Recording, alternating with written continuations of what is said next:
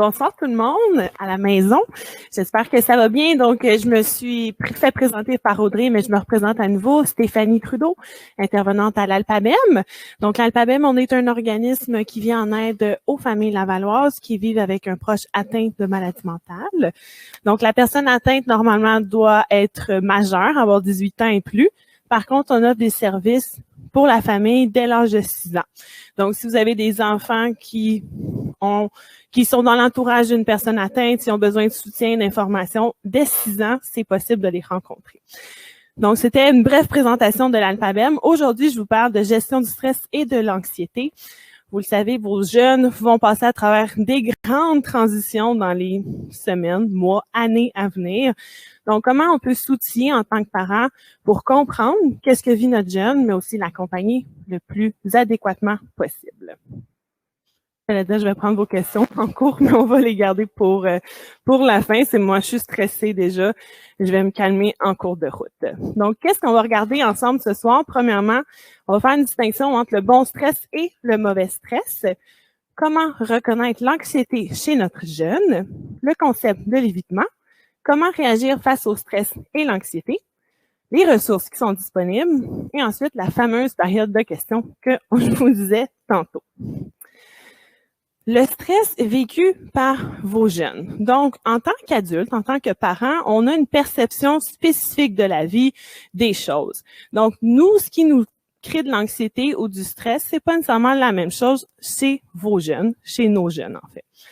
Donc, ce qui est stressant pour votre enfant de 10, 11, 12 ans, pour nous, on va se dire, c'est banal, pas de raison de stresser avec ça.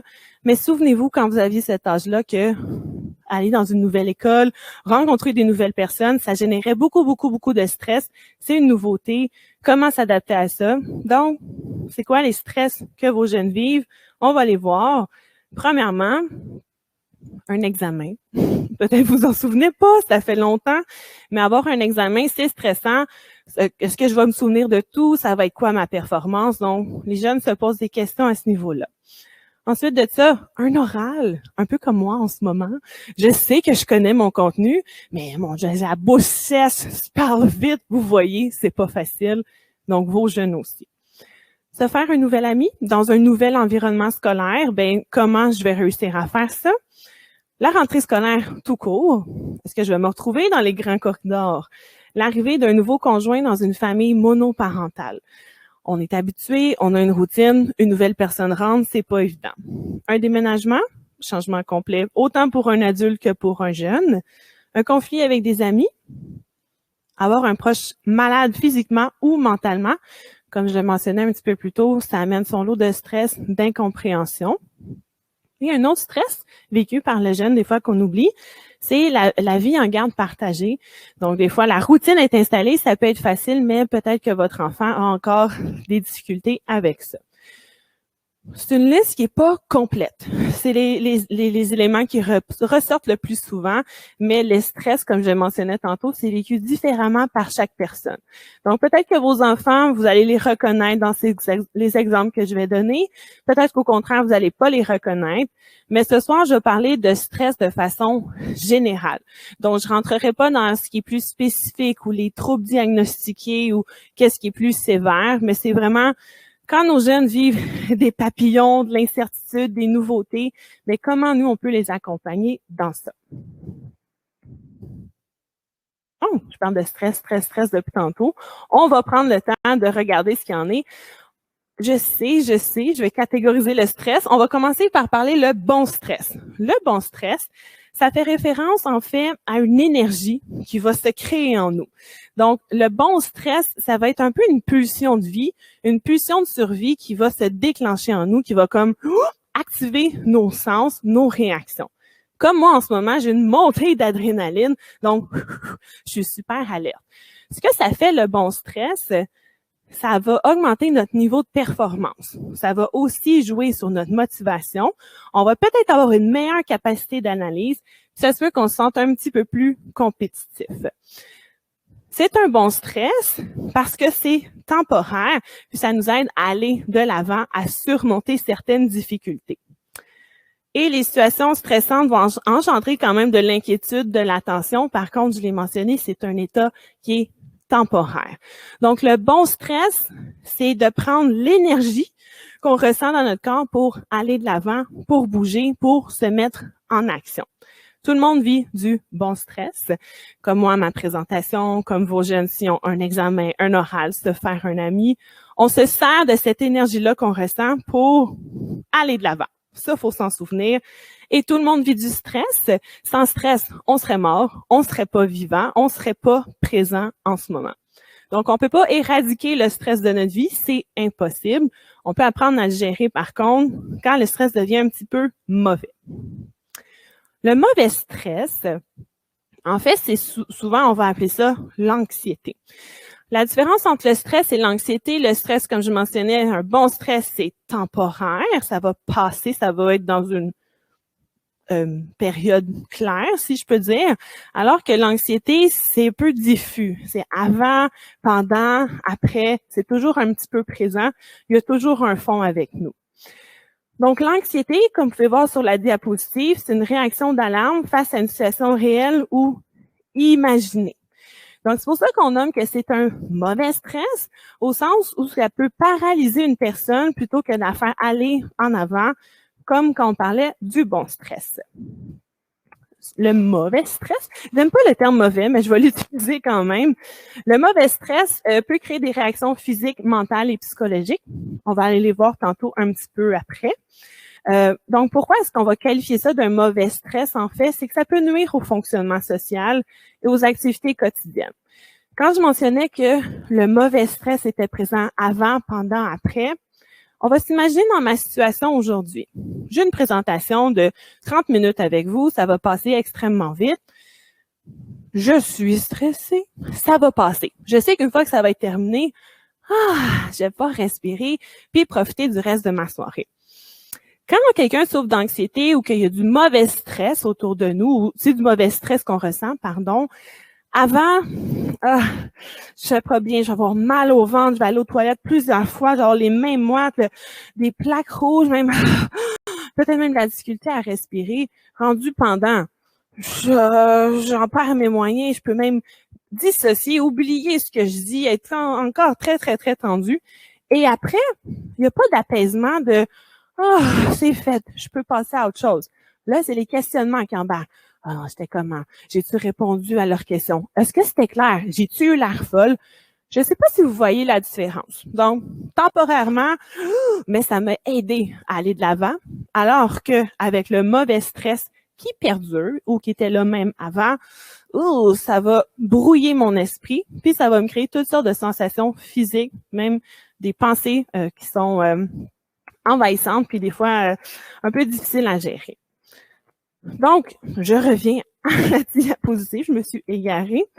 Le mauvais stress peut nuire à la performance, à l'atteinte d'objectifs, puisque ça empêche, ça paralyse plutôt que de catapulter une personne. Ça peut nuire aux relations interpersonnelles. Donc, un mauvais stress, ça peut être que votre enfant il veut plus aller à l'école, il a mal au ventre, il sent pas bien. Donc, plusieurs fois par semaine, ça peut arriver. Même qu'il veut pas aller à la fête d'un de ses amis. On peut se questionner pourquoi. Je suis pas en train de dire qu'un enfant qui veut pas aller à une fête d'amis, il est anxieux. C'est pas ça du tout. C'est que des fois, le mauvais stress, c'est ce que ça va causer. Ça va amener la personne à éviter des situations. Encore une fois, comme on voit sur la diapositive, le mauvais stress perdure au-delà de l'événement et ça va causer de la souffrance. C'est ça qui est le plus important. Comme je le mentionnais, puisque ça dure dans le temps, c'est là qu'il y a de la souffrance parce que on sait pas trop quoi faire avec ça. Si on n'a pas les outils ni la gestion, ça devient un poids à porter. Donc, je parle de stress, d'anxiété. Comment l'anxiété, on peut la reconnaître? Comment ça se manifeste? En fait, il y a 3 catégories de symptômes. Première catégorie de symptômes de l'anxiété, ce sont les pensées d'inquiétude. Les pensées d'inquiétude, pour vous donner des exemples, en fait, c'est des scénarios catastrophes qu'on va se faire dans notre tête. Donc, Si on se met dans la tête de votre jeune, scénario catastrophe lié à l'entrée à l'école, ça serait « je vais me perdre dans les corridors, puis là, je vais me retrouver au fond d'une aile que je connais pas, personne va pouvoir m'aider, je vais manquer mon premier cours, là, je vais avoir une retenue, mes parents vont être avertis. » Donc, des pensées d'inquiétude, c'est une petite chose qui devient énorme parce qu'on lui permet de prendre de l'expansion dans notre esprit. Donc, des pensées d'inquiétude, c'est des scénarios catastrophes, des scénarios d'anticipation de tout genre, ce qui va nous amener à avoir des peurs, de se créer des peurs, des craintes dans notre esprit. Puis, ça, ce que ça fait, quand on a des pensées envahissantes de ce genre-là, on peut se dévaloriser par la suite. Donc, votre jeune pourrait en arriver à se dire « Ah, je suis tellement poche, j'ai pas été capable de lire la map de l'école, je suis-tu niaiseuse, je suis-tu niaiseuse, quelle pourrie, etc. » Ça peut aller en long et en large. Évidemment, si je me fais des scénarios, que j'ai peur, puis que je me dévalorise, ben le cycle recommence. On peut se créer d'autres scénarios avec nos propres pensées d'inquiétude. Donc, première catégorie de symptômes de l'anxiété, les pensées d'inquiétude. Deuxième catégorie, les sensations physiques. Souvent, c'est les sensations physiques qu'on va être plus sensible ou qu'on va plus reconnaître dans l'anxiété, autant chez soi que chez une autre personne.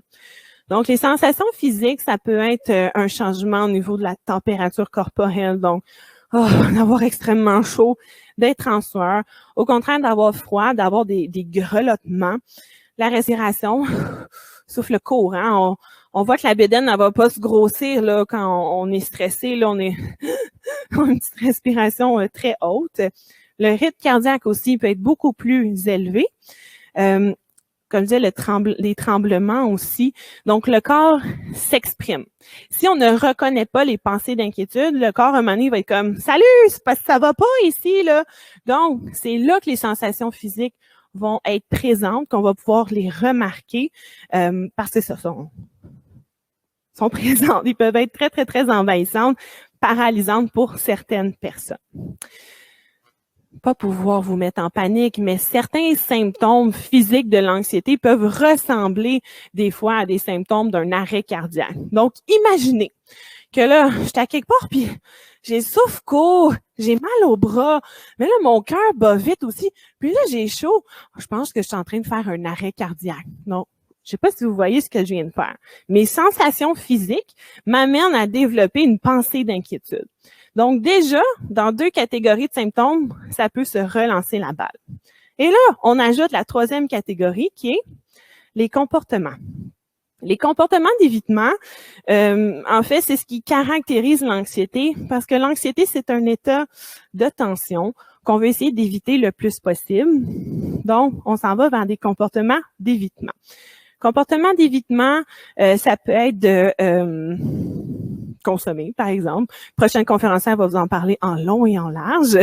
Ça peut être la vérification excessive aussi. Ça peut être de compter des choses. Donc, il y a combien de voitures, il y a combien d'arbres. Ça peut être de toujours faire des formes avec dans notre esprit aussi. Ça peut être de placer des objets de façon minutieuse. Donc, tous ces comportements-là, c'est une forme de comportement d'évitement parce qu'en s'occupant le corps ou les mains ou même l'esprit, ben ça chasse tranquillement les pensées d'inquiétude, puis ça peut calmer aussi les sensations physiques. Donc ici, prochaine diapositive, juste vous montrer un petit peu, comme je vous ai expliqué, mais écrit en d'autres mots.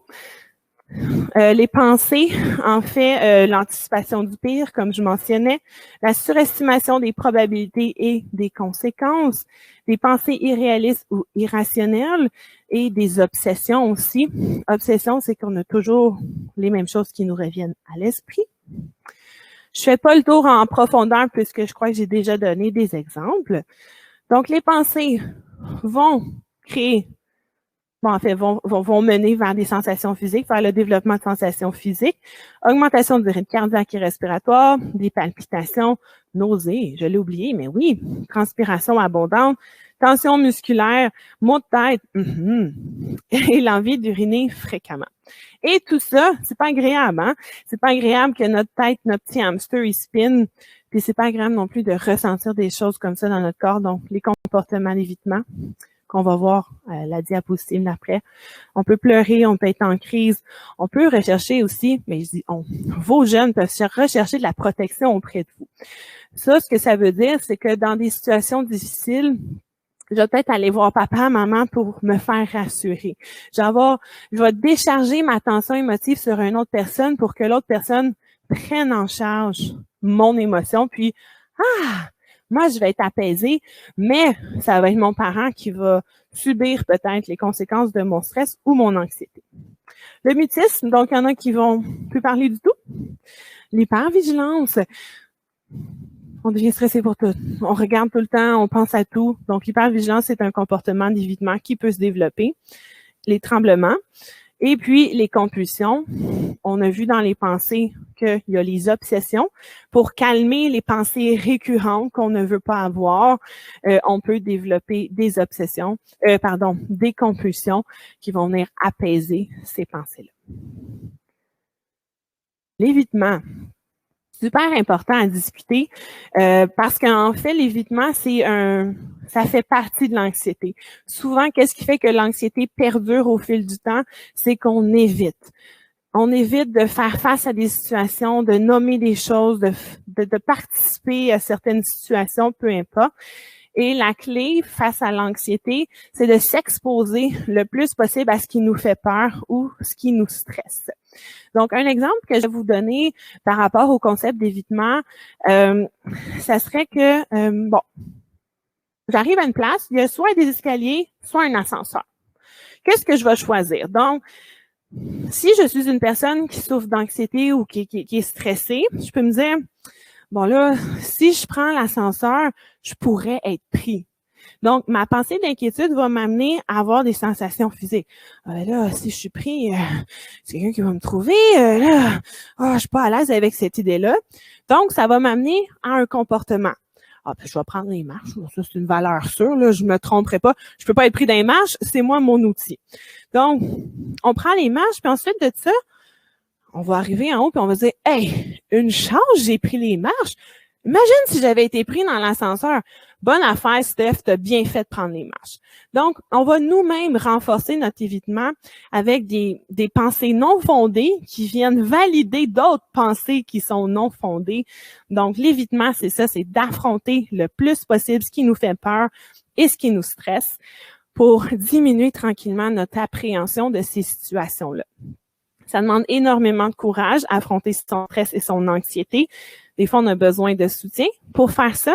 Donc, n'hésitez pas, si vous voyez vos jeunes à certaines situations que vous sentez que c'est de l'évitement, cherchez des façons de l'aider à ce que lui-même aille surmonter sa peur plutôt que de le préserver dans une situation de « Ah, c'est correct mon coco, c'est correct ma pinotte, on va faire autre chose ». Il faut aider nos enfants à traverser leur situation de stress et d'anxiété. Comment on peut faire aussi pour rapidement diminuer le stress en nous? Il y a 4 façons qui ont été répertoriées. Je ne sais pas si vous connaissez Sonia Lupien. C'est une sommité en termes de stress. Elle est géniale, je vous la recommande. Elle est parfaite. Mon Dieu, j'ai l'air vendue. Mais elle a suggéré 4 choses pour diminuer rapidement la réponse au stress. Première chose, c'est des respirations profonde avec le diaphragme. Donc, comme je mentionnais tantôt, quand on est anxieux ou stressé, la respiration est très courte, là, elle est prise là, en haut du corps. Donc, avec une respiration qui est profonde, quand je le fais pas vite, je le fais vite pour vous, mais quand on se rend jusqu'à temps que notre ventre est gonflé et rond, on sait qu'on est dans une respiration profonde, puis ensuite de ça, l'expiration aussi pour que le ventre revienne le plus droit possible.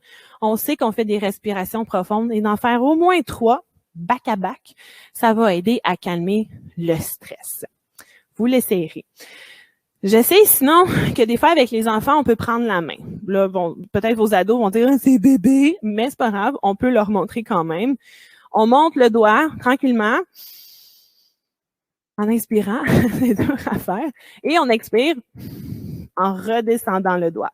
Donc, on peut faire ça avec les doigts de la main pour nous amener à s'apaiser aussi. C'est quand même assez facile. Je peux le faire à l'école, personne ne va me voir. Je peux avoir l'impression que je joue à un jeu. Donc, ça peut être aussi une autre stratégie si vos enfants trouvent ça un peu plus complexe de respirer profondément, ben des fois, de suivre la main, ça peut être une autre idée. Ensuite de ça, chantez! Que vous chantez bien ou pas, c'est pas ça la question, mais chanter, ça diminue jusqu'à 20% le niveau de stress. Donc, si je chante peut-être 5 fois, là, peut-être mon calcul est pas bon, mais 5 fois, peut-être je serais plus stressée du tout. Mais chanter, ce que ça fait, c'est que on respire profondément, on se libère d'une tension, on est comme, on est un peu plus lousse quand on chante, donc chantez, amusez-vous.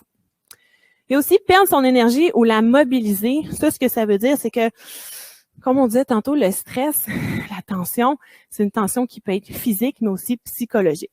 Donc, de faire une activité, de libérer notre énergie, ça va libérer aussi des hormones d'endorphine, de calme et d'apaisement. Ça, c'est toujours une bonne idée. Et dernière chose pour essayer de calmer le stress, c'est rire. Pas surprenant. Mais rire, parce que ça fait un petit peu le même principe. Vous avez déjà entendu l'expression peut-être se dilater la rate. La rate est proche du diaphragme. Donc, tout ça fait que, il y a un apaisement. C'est agréable. Donc, trouvez-vous une façon de rire, que ça soit avec vos enfants, en écoutant un film ou peu importe. Mais regardez ces 4 stratégies-là. C'est aussi bon pour vous que pour vos enfants. Mais ayez recours à ces stratégies-là, essayez-les, ça vaut la peine d'essayer. Puis c'est peut-être que en chantant, vous allez vous mettre à rire. Puis là, vous allez être tellement détendu, vous allez faire comme quel bonheur, pourquoi j'étais stressée, je me souviens pas. On va pouvoir passer à autre chose. Donc, maintenant qu'on sait un petit peu plus c'est quoi le stress, comment ça peut se manifester, surtout comment le calmer. Mais comment nous, en tant que parents, on peut accompagner notre jeune à diminuer son stress ou son anxiété? Puisque le stress et l'anxiété, c'est propre à chaque personne, moi, je peux pas prendre votre stress et faire « moi, je vais le gérer ». Donne-le-moi, je le gère, on passe à autre chose.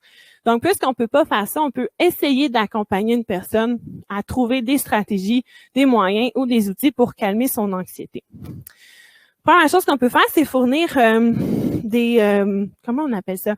Des objets. Donc, un tangle. Donc, ça, vous avez peut-être vu ça il y a quelques années, mais c'est des petites affaires là qu'on bouge tout le temps, qui fait pas de bruit. Il y avait des spinners aussi qui tournaient, des balles anti-stress. Donc, ça, ce sont toutes des choses qui vont occuper les mains. Donc, en s'occupant, il y a une énergie qui est dissipée aussi, mais ça peut aussi chasser les pensées d'inquiétude.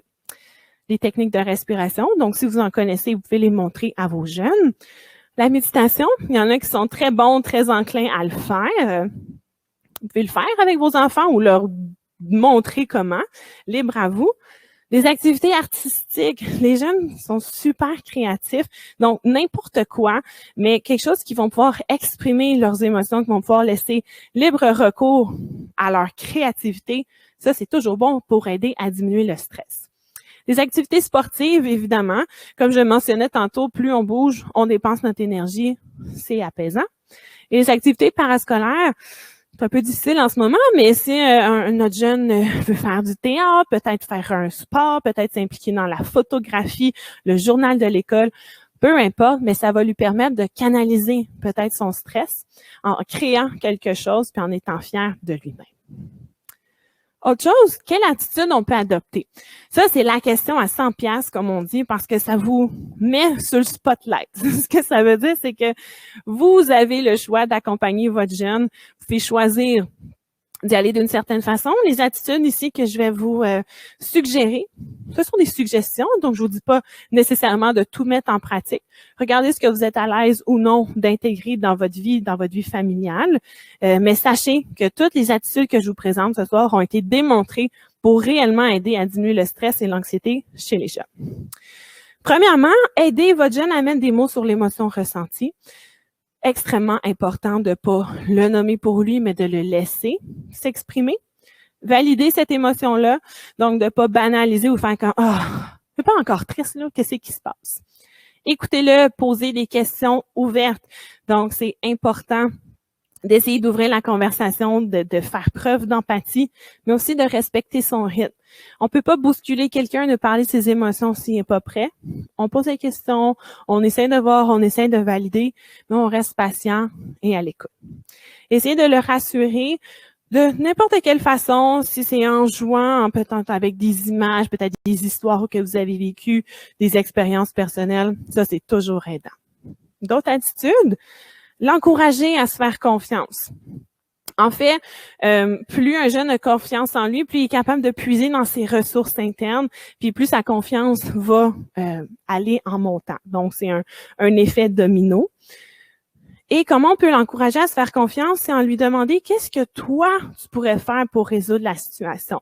Plutôt que de faire, moi, j'ai une idée et je vais te dire quoi faire. Une imposition comme ça peut même générer du stress chez l'enfant.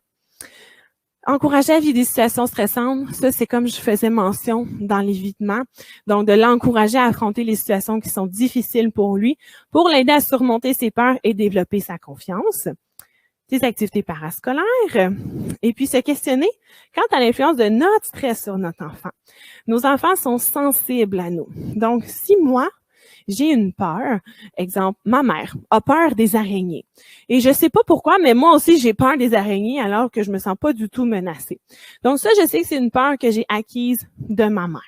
Donc, se questionner si ma perception, ma vision des choses vient teinter aussi mon enfant. Je vais y aller rapidement. Il y a plusieurs ressources que vous pouvez consulter. Vous avez accès de toute façon au PowerPoint à travers la plateforme ce soir. Mais le premier, le programme hors piste, je vous recommande fortement. Il y a une section pour les intervenants, une pour les parents et une pour le jeune aussi. Et quand consulter, si on sent que notre jeune vit trop de stress, trop d'anxiété, ben en fait, à tout moment, à tout moment que vous ressentez qu'il y a des difficultés qui vont affecter le bien-être et le fonctionnement général de votre enfant, on ne lésine pas, on ne niaise pas avec ça en bon français. C'est important parce que les jeunes, leur monde évolue vite. Il y a des situations qui peuvent survenir du jour au lendemain. Donc, dès qu'il se passe quelque chose, allez consulter, allez chercher de l'aide. Vous pouvez passer soit par le service public, donc Info Sociale, le 811 option 2, ou passez par le médecin, simplement. Le médecin de votre enfant peut vous faire une référence en pédopsychiatrie s'il sent que le besoin est plus grand. Donc, sachez qu'il y a beaucoup de ressources pour les jeunes. Il faut juste les solliciter et ils sont là pour vous.